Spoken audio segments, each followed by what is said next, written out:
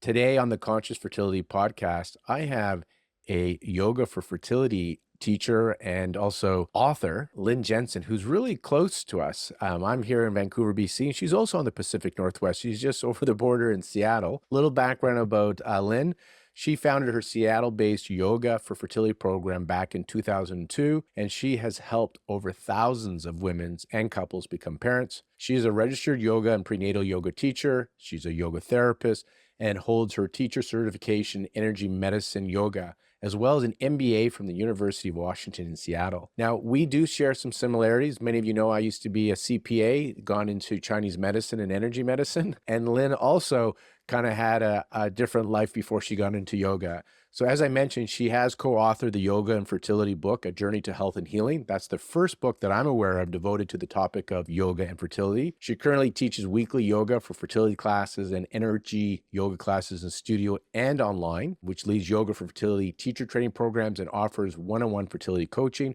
Off camera, Lynn and I were actually talking, maybe since it's only like a 2-hour drive, that we're talking about organizing a yoga for fertility. And I suggest hot flashes or perimenopause, menopause, because the yoga poses will help both on a hormonal balance, whether you're trying to grow your family or experiencing menopausal or perimenopausal symptoms here in Vancouver. So stay tuned.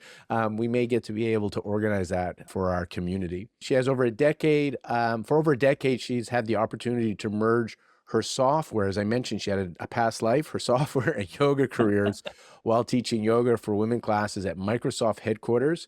She's also applied her expertise in yoga for hormonal health, hence why I want to talk about perimenopause as well, while designing the yoga program for a National Institute of Health study on yoga and hot flashes. Lynn, welcome to the Conscious Fertility Podcast. Thanks, Lauren. Thanks for that long intro. And it's great. Again, it's great to meet you sort of in person here because I've known about you up there practicing over the border for a long time. Yeah, well, it's good to know you, the Canadian American side. So we're not too far away. And again, we've set the intention. So let's see if we can manifest that and have you do something here in Vancouver. Now, I think of you as one of the pioneers of teaching yoga for fertility because you've been doing this since back in 2002. I'm curious your own personal journey because I know a little bit about you. I'd love to hear about your fertility journey and your old career and just kind of how this all came together. So today you're known as one of the experts for yoga for fertility. Can you share a little bit about that? Yeah, sure. So you alluded to my previous career, pre-yoga, and I really started out this whole fertility journey probably very similar to a lot of my students. Being here in Seattle, I have a lot of students who work in the tech industry, pretty high-powered jobs.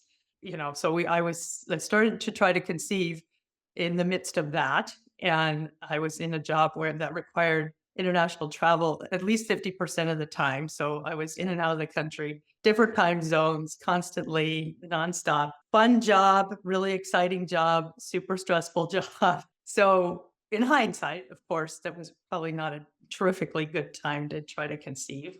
And in fact, it didn't work very well. Eventually, the fertility doctor said, well, you two need to be in the same country. This is not going to work out very well. But anyway, after several years of trying, we eventually ended up doing all the things. So What were some of the things? Because your story's out there. So you had endometriosis, I think, as part of your, that was the diagnosis yeah. that I initially got. Initially it was unexplained, and then as we tried more things, that's eventually the diagnosis I got. So, but we did do the IUI courses, we did the IVF courses, I did the surgery for endometriosis eventually. And then How many IVF cycles did you do, Lynn? my husband and I had an agreement that we would do 3 Yeah. because we saw what would happen with some people as they would just keep going and going. So we did the 3, but that was quite an interesting thing too. That was kind of at the end of this. And really this whole journey that I'm talking about was 6 or 7 years altogether. Okay. Long time. But of course, since I was traveling in the meantime, we weren't able to do this in a very efficient manner, let's say. Well, just to end the fertility story, we did the 3 IVF cycles, but after the first IVF cycle, failed. We just got the news that it failed. I had this very strong vision of an Asian featured baby. Well, this is probably not going to come out of an IVF cycle. because neither my husband and I were Asian unless they get something mixed up in the lab. So maybe this is coming from somewhere else. It was such a strong vision that I had a really strong feeling that these other IVF cycles were not going to work. But we had made this agreement ahead of time. And so we went ahead and did the other 2 cycles pretty much back to back, and they didn't work. And then, really, about maybe 2 weeks after we got the final no on that last IVF cycle, we got a call from a friend of ours who is an OBGYN in another state saying, I have these birth parents who are interested in talking to you. Are you at that stage? And we said, yes, we are. And he said, but I'm thinking to myself, well, this is a small rural town, in this other state. And, this is not really matching up. I had been thinking maybe we were going to go to international adoption at this point because of my Asian featured baby. And then he says to me on the phone, well, I should probably tell you that the birth father is Korean. Mm. Wow. Oh, it is. It is. Right. So it was pretty amazing and pretty miraculous because, we literally had the baby within about 3 months' time after switching from that whole long program we were on. And it just was a reminder to me that you really need to be open when you're wanting to become a parent, because it was clear when we finally got to that path that was the path, right? Because it happened easily, it happened quickly, it happened just like I had the vision of it happening. It's true. Like, when we're attached to form and outcome, we often say it puts resistance into the field. It slows things down. When the resistance is low, there's flow and receptivity. And so when we're going through this journey, often a kind of fun mantra is this or better, like this IVF or better will work. And in your case, it's just interesting when you can't explain this because it's so not the materialistic linear Newtonian world where you have a strong vision sense that this is how this baby's going to come to you. And then all the things just line up, not how you would ever expected, but lined up. And I know people that, go through donor cycles to get their baby, go through adoption, and at the end, they're parents and they love their babies. And you get exactly the right baby. You And, get the exact, however it comes to you. So, yeah, so it's just a reminder, and I like to remind my students of that too, that the less specific details you put around it, it's fine to put your intention out, I want to become a parent. But if you put out your intention, I only want to have a biological child, and really I'd like to have a boy first, and I'd like to have it in the summer because I have time off, and, right? All these things, as you're saying, it's not helping because yeah. the universe might have a different plan and your details are getting in the way of it. And I'm curious, we'll get to, I don't want to get there yet, but I want to get to how does yoga help with fertility? But I'm curious, how did you go from marketing and sales and being in that tech world to yoga? Like, did you use yoga during your IVF? And would you do it differently now? Because there's so many styles of yoga. So I'd love to hear a little bit about how you found the yoga. And again, based on the different styles that are out there, would you have done it differently because of what you know now? Yes. I had been already doing yoga, studying yoga, and for, I don't know, probably 10 years, maybe, at the time that I was trying to conceive, or at least all during that time, I was doing a yoga practice. And since I was traveling all the time, I was doing yoga in hotel rooms and airports. And, it really helped me with that high stress job for sure. But then also when I started trying to conceive, and really when I was going through the IVF cycles, what I noticed was I had another couple of friends who were going through the similar thing at that time, and their emotional roller coaster was like this, and mine was more like this. And I know that it was the yoga practice that helped with that. So kind of when we finished with the fertility journey, I just started to think, despite the fact that I didn't end up conceiving, I know that the yoga was helpful in getting through that process. And I started to think that perhaps the yoga that I was doing was not exactly appropriate from a fertility standpoint. It was pretty strenuous yoga practice that I was doing. So then I started to think about there should be some kind of yoga that's really tailored for people who are trying to conceive. And what would that look like? What would be included in that?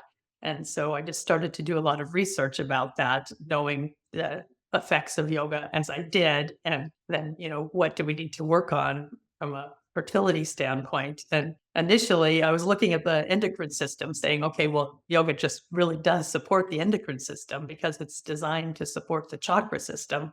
And those two pretty much line up side to side. If you look at the chakras and the endocrine system, there's at least one or two endocrine glands in each chakra. So I started to just kind of research that. And initially I thought, well, there's probably one or two glands in the endocrine system we should focus on, like maybe the ovaries, obviously, and the thyroid or something.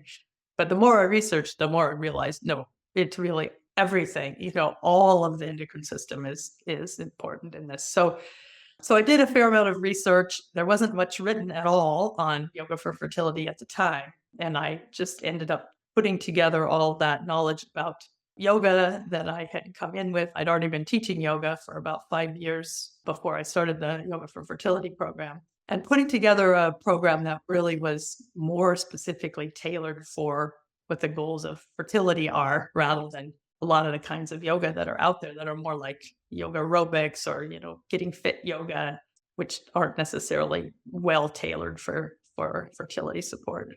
Yeah, because, so much of it, as you call it, this aerobic yoga where, tight abs get really fit. Also great for your physicality and great still mental, emotional. Like you did that kind and you shared how it did help with your journey, right? You can kind of, IVF clinics often say they can look in their waiting room and they often tell me they can tell which ones are getting acupuncture because they're a little bit more chilled, calm.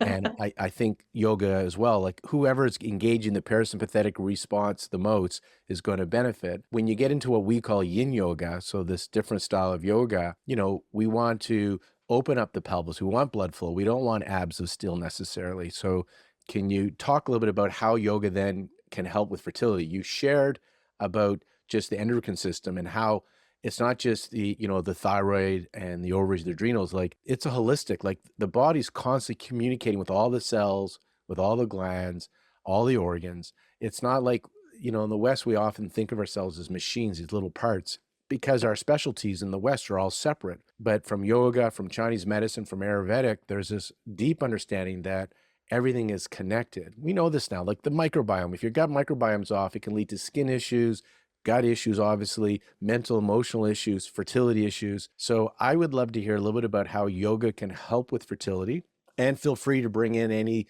you mentioned there weren't a lot of papers back then, but what's the data sharing? What kind of evidence is coming out now with yoga to support fertility? Yeah, sure. So I think yoga really helps with fertility on a lot of different levels. So there's the physical level, what it's doing to the body, the endocrine system, and all of that, and then the mental level, what it's doing here, because there's a lot fertility wise going on here, and emotionally also. I talked about the roller coaster, helping to flatten that out.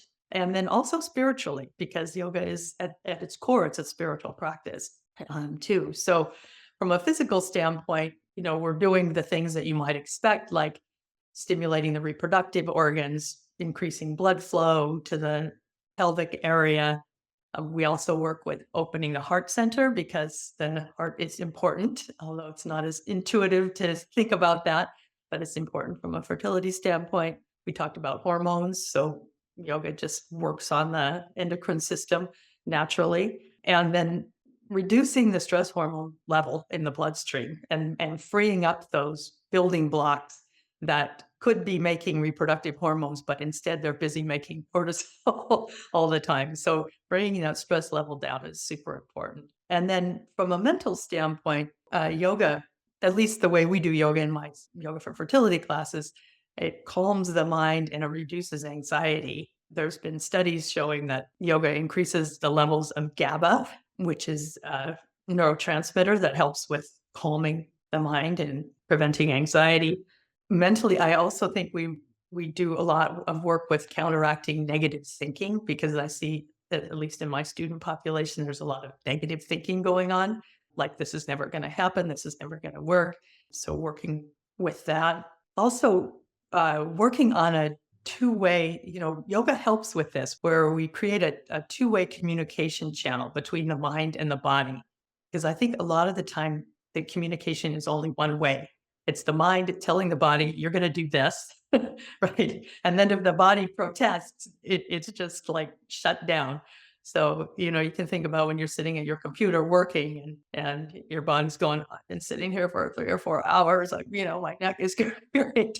But your mind says, well, we got to finish this project, right? So just shut up and keep sitting there. But yoga helps to get that two-way communication going. So those messages from the body can come back to the mind, and then maybe the mind will agree to do something about them, like get up from your computer or walk around for a little bit or something like that. But this is really important in fertility because your body has a lot of messages, right? Your body really knows and has the wisdom of what's going on and what's going wrong. But if the mind is busy, busy, busy, those messages are never going to get through.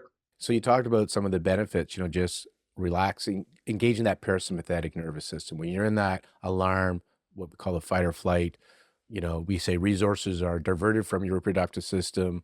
And when you engage the parasympathetic, you free up the resources for healing, creativity, and reproduction, get that blood flow back. And those stress hormones over time lead to chronic systemic inflammation, which they often call inflammaging, right? This chronic systemic inflammation is inflammaging, which leads to accelerated biological aging, which is what we don't want in fertility. We want to be as biologically young as possible. So this is where yoga is so good, bringing blood flow, massaging, in quotes, those endocrines and system in the organs, and relaxing the body, going into that parasympathetic, which is the rest and digest. And I've also heard it, Lynn, called the feed and breed nervous system. I love that, right? Nice. I haven't heard that. Yeah, feed and That's breed. perfect.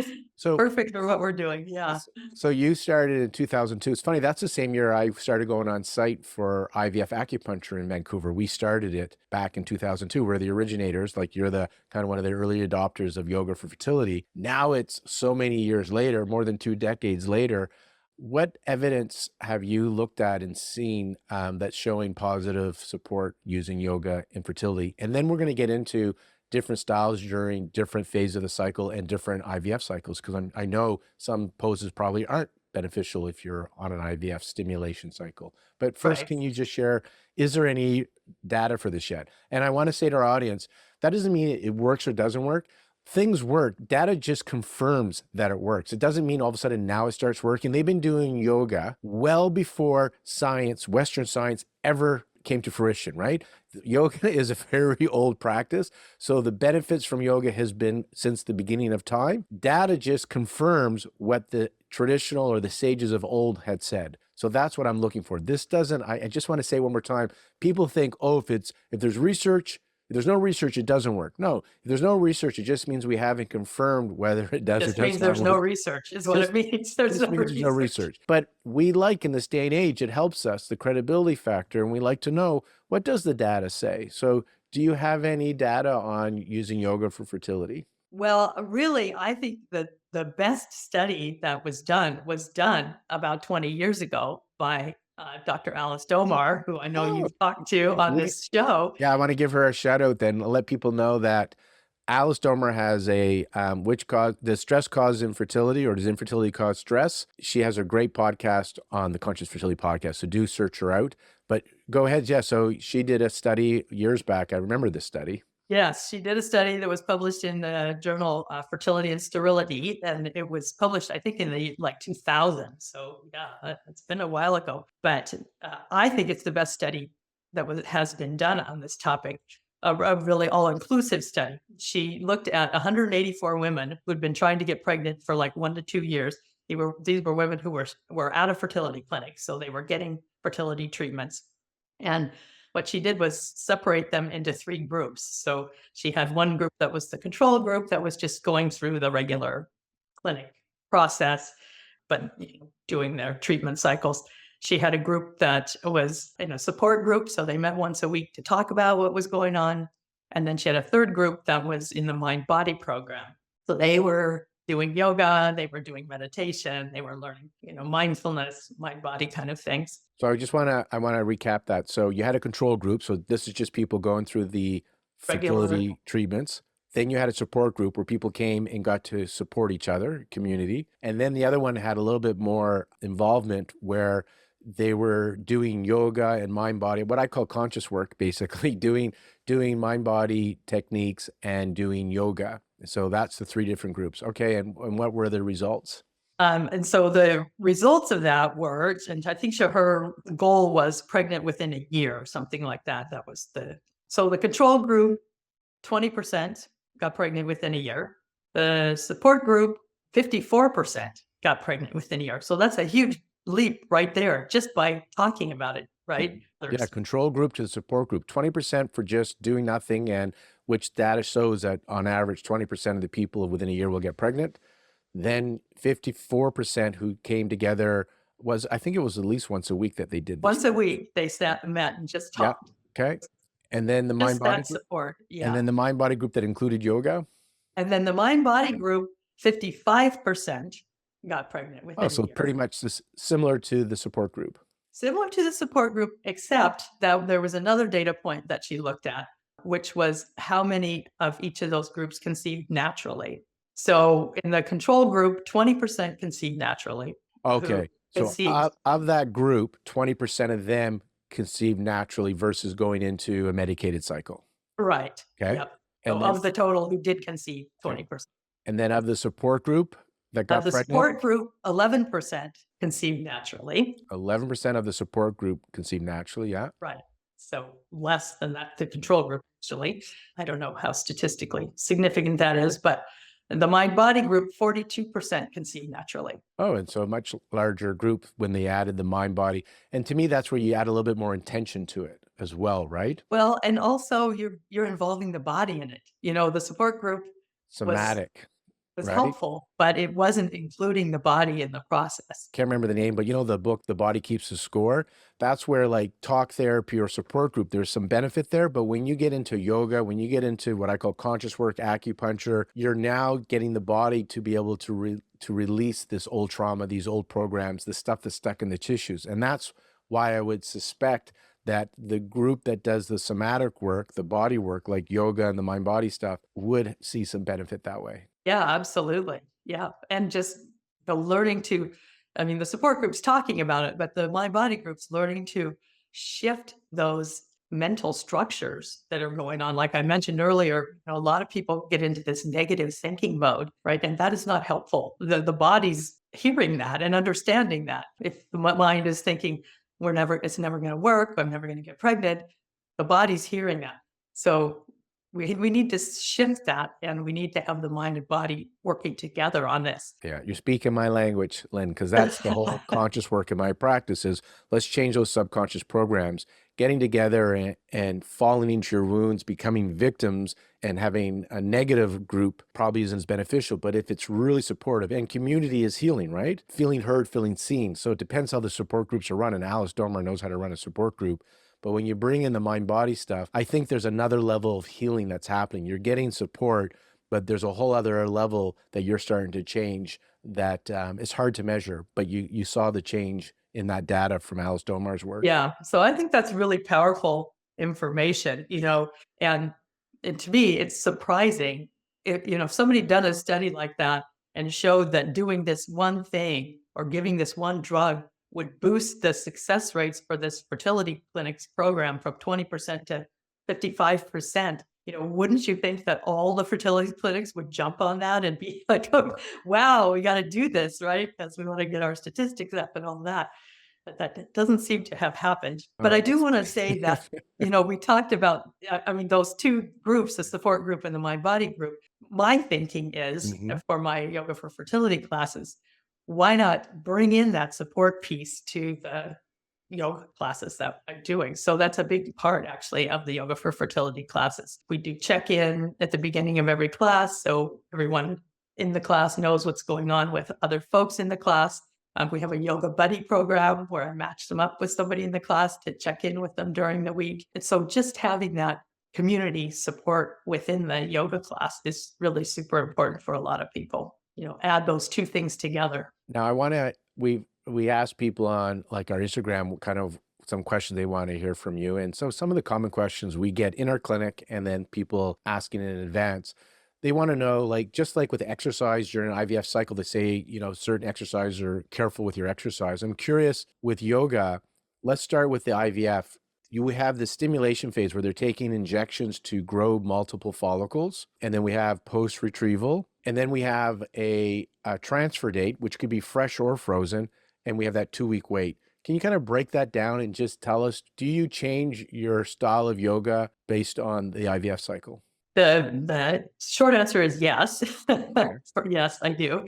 First of all, my classes are small. I mean, I cap my classes at 16 because that's about as many people as I can help track, because I might have people in all different parts of different kinds of cycles. So it's pretty common to have people in IVF cycles in my classes. If someone's in that stim phase after about day 5 or 6, then we want to really be careful about what we're doing, because we don't want to put torque on the ovaries. We don't want to compress the ovaries. We just want to be very, very careful. Can we unpack that a little bit just for in general?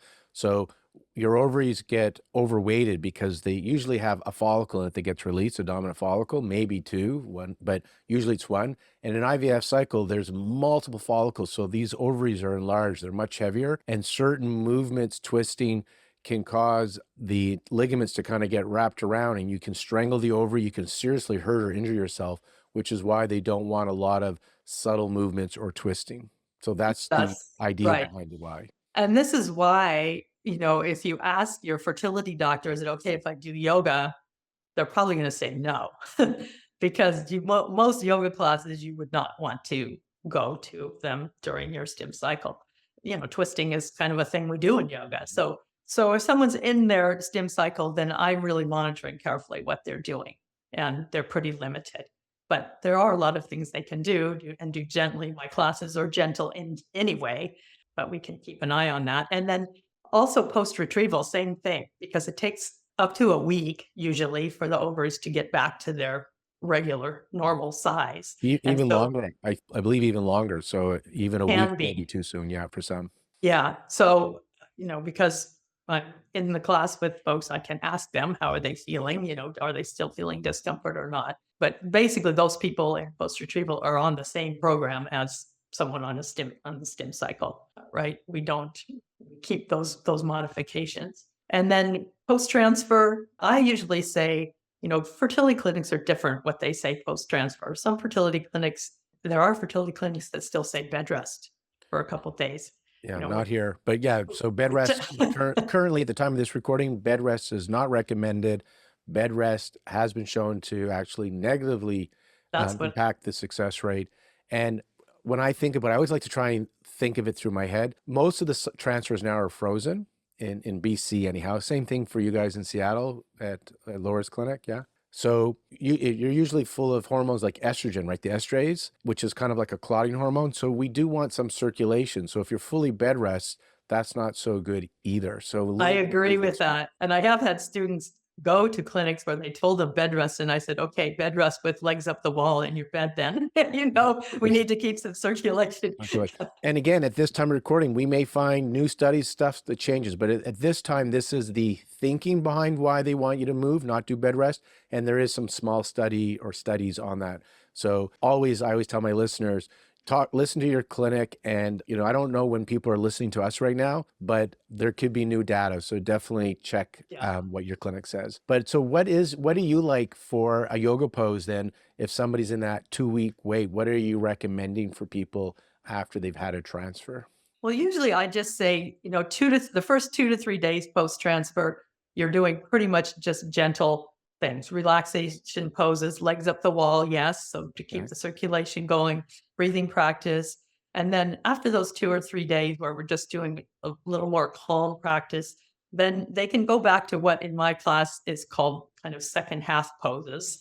So second half of the cycle, because and that's a pretty, I mean, it's a quite gentle practice, because we have to assume that anyone who's in my class could be in early pregnancy in the post-ovulation part of their cycle. There are some poses that I really like just in general for fertility support. Cobbler pose, where you're sitting with your soles of your feet together, or lay on your back with the soles of the feet together. The knees are opening. That's a really good one for relaxing the whole pelvic area. So it's great also for cramping, pelvic discomfort. If you're on your back, well, either way, you could have support underneath your knees, but especially if you're on your back doing that for any length of time, have some support under the thighs and the knees. So that's one of my favorites.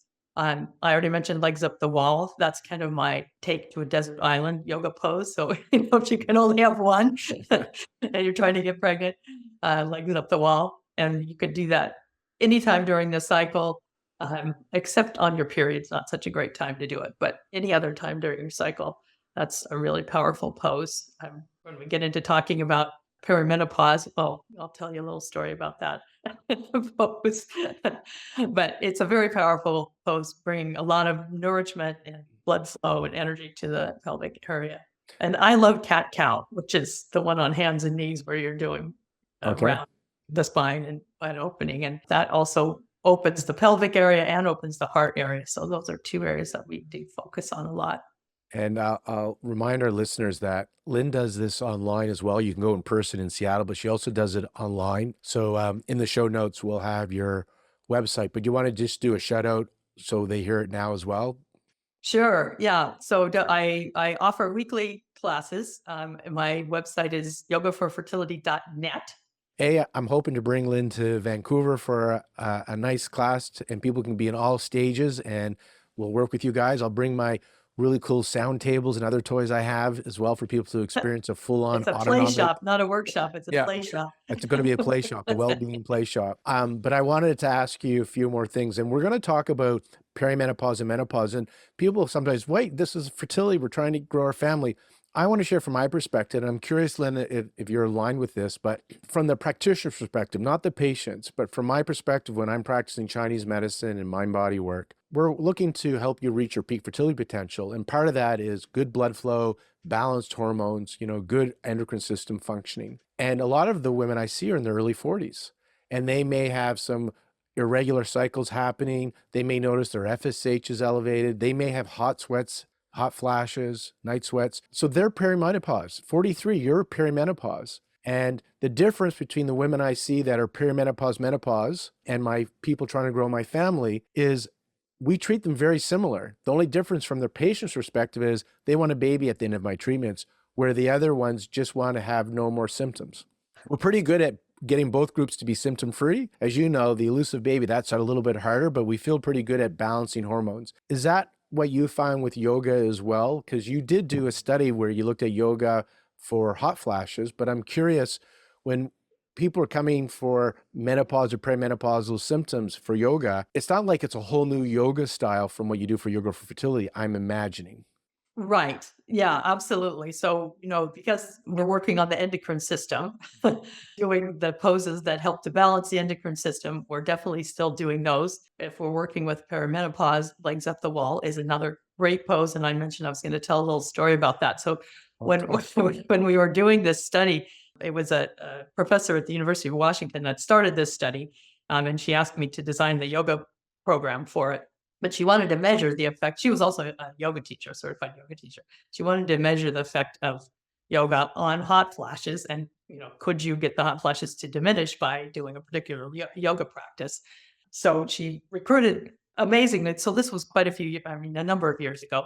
She was able to recruit a lot of women who had not done yoga ever before. So, it was brand fresh coming into this practice. And we did a 10-week program with them. And of course, they were supposed to do it at home multiple times a week, and some of them did and some of them didn't. What she did, for just to tell about the study, she actually wired them up to objectively measure their hot flash intensity and frequency and everything at the beginning of the study. And she did that again at the end of the study. And then she also did a subjective questionnaire where she asked them about their hot flashes, and how disturbing they were to them. Anyway, during the study, at one point during the study, this woman came to me probably 5 weeks into the study, and she said, well, I've never done any of the practice at home. I know I'm supposed to be, but this past week I decided I was at least going to do legs up the wall, every day, she said. And so I did legs up the wall every day. And she said, at the end of that final day, she said, I started my period. and I haven't had a period in a year, and I'm not very happy about it." She said. And I said, "Well, you want your period or you want hot flashes?" Right? Yeah, Which one? you rejuvenated her ovaries in a sense, and that people have heard that story, but, I use the photobiomodulation, low-level laser therapy, and in the '90s, so this is a way back, Dr. Oshiro, a medical doctor out of Japan, long story made short, he was treating a woman with back pain who was in menopause, and her cycle came back, and she too wasn't happy. And after it happened again, they ended up doing a study because they're like, oh, we must be bringing more blood flow to the ovaries and somehow rejuvenating them. And they did do a study showing that low-level laser therapy, photobiomodulation, their protocol increased pregnancy rates. So the same thing, this woman that had hot flashes, but her period came back, but it's because you've kind of replenished the postnatal jing or the jing, the essence, which is necessary for fertility. And because of that, she started menstruating again. Right. So that's an instance of that same pose that I would take to a desert island for fertility. The legs Yeah. up pose. Yeah. Also really, really powerful and effective. And So it helps with, again, that hormonal balance. And if you're having perimenopause or menopausal symptoms, yoga is something to look into. And if you're looking to smooth out that roller coaster ride, like you have personal experience, you did multiple IUIs, you did 3 IVF cycles, you went on the Lupron, which is common, which puts you into hot flashes, and which brought you to yoga. And then you've evolved, and now you have yoga for fertility. Because as you said, not all yoga is the same, and there's certain styles that are more beneficial for perimenopause, for fertility. well, really, it's key, as you said earlier, to activate the parasympathetic nervous system. And definitely not all yoga practices do that. I had a private student a couple years ago who had been a yoga teacher for 5 years. She was on a Tennessee back there. Anyway, and after working with me and doing the practice that I gave her, she was very disciplined about doing it.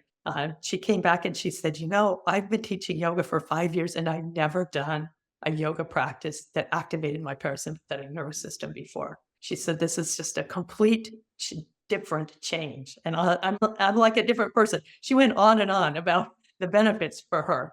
But so it's very true that yoga doesn't necessarily do that.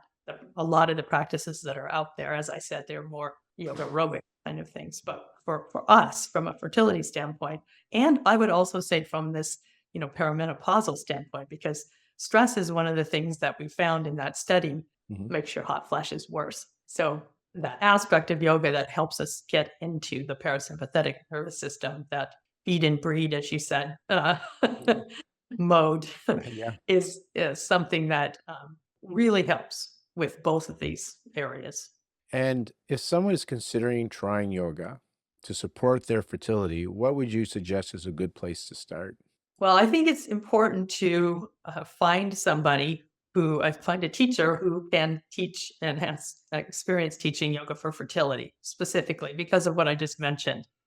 All yoga is not going to help in the same way. And yoga for fertility is not part of regular yoga teacher trainings, not even in the prenatal teacher trainings in most cases. So if you go to a yoga class and say, I'm trying to get pregnant, can you advise me? They're not going to be able to do that unless they have specific training in yoga for fertility. And I've been running teacher training programs since 2014. So there are teachers across the US who've been trained, and outside the US too, who've been trained in my yoga for fertility program. And as Lauren mentioned, my classes are online now, and other teachers' classes are online. So even if you can't find a yoga for fertility teacher teaching live classes in your area, you should be able to find someone teaching online in a time zone that you can do, hopefully. My classes are also offered on demand. So if you aren't able to join the scheduled classes, you can just get the recordings of the classes and do them when it's convenient for you. You can find Lynn at yogaforfertility.net to find these online courses, in-person courses, and on-demand courses. And I will put out to our listeners, if you follow me on Instagram, there's the Lorne Brown Official or the Conscious Fertility or even the AccuBalance. I got a few resources that I'm involved in, as you can see. And you want to see Lynn do some yoga here, you want to experience it here in Vancouver, let me know, because we'll start taking names. And then if there's an interest, we'll organize a class for you guys. And I will bring my sound tables and my neurovisors, because Lynn, you're talking about that parasympathetic, the rest and digest, breathe and feed. I got some cool toys that I like to use with my acupuncture laser and the mind body work I do. So I like a little bit of technology to support brain engagement, getting us into alpha, theta, setting that parasympathetic. And I want you to come and experience it anyhow. So anytime you come into Vancouver, you let me know. I'll put my little chi machine I have on, the table, the nervizer. I'll give you a This all sounds super fun. bliss out moment. And if we can organize a yoga class, so that's the invitation to the listeners, let me know through my Instagram, either AccuBalance, Lorne Brown Official, or Conscious Fertility Podcast Instagram. If we have some interest, then I will organize. I have a great space, and I'll make sure we have a space, Lynn, where you can do at least 16. I think the space will probably hold a little bit more for that, but 16 to 20 people that will come and get to experience your yoga. And also they'll have the opportunity to experience some of the cool little toys I'll bring with them as well. Maybe I'll even bring some needles so they can really have a blissed out day with us. Sounds good? Sounds really fun. I should also mention that another way to approach this is to buy my book, because there are routines in the book. It tells you like what is each pose doing to help with your fertility, and there's routines for different parts of the cycle in there. So that's another way to.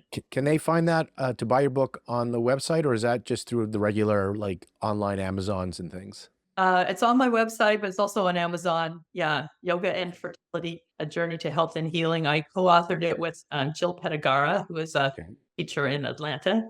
And I collect books signed by authors. So when we meet, because we're going to meet, because I go to Seattle once in a while, so I'm going to look you up and I'll bring a copy of your book for you to sign. Or if we get you to come into Vancouver, even come in just to have a bliss out. I want you to experience this. I think you're going to love it. But listeners, let us know if you want us to organize something. We'll kind of create a yoga workshop where you can have a few other well-being treatments, where we can bring in the acupuncture if you want. We can bring in the sound tables and the neurovisor, but the focus will be on yoga for fertility, because we're bringing Lynn over to Canada here to Vancouver. So that will be the focus, with a few extra little things for people to play with. Sounds great. That's a great invitation. Lynn, thank you so much for your time today. Everybody, thank you for joining us on the Conscious Fertility Podcast. One more time, do check out Lynn's website, yogaforfertility.net, where you can find her book. You can find her online classes and on-demand classes as well. Thanks, Lynn. I appreciate your time today. Lauren, thanks for having me. Hope to see you in Vancouver before too long. Yes.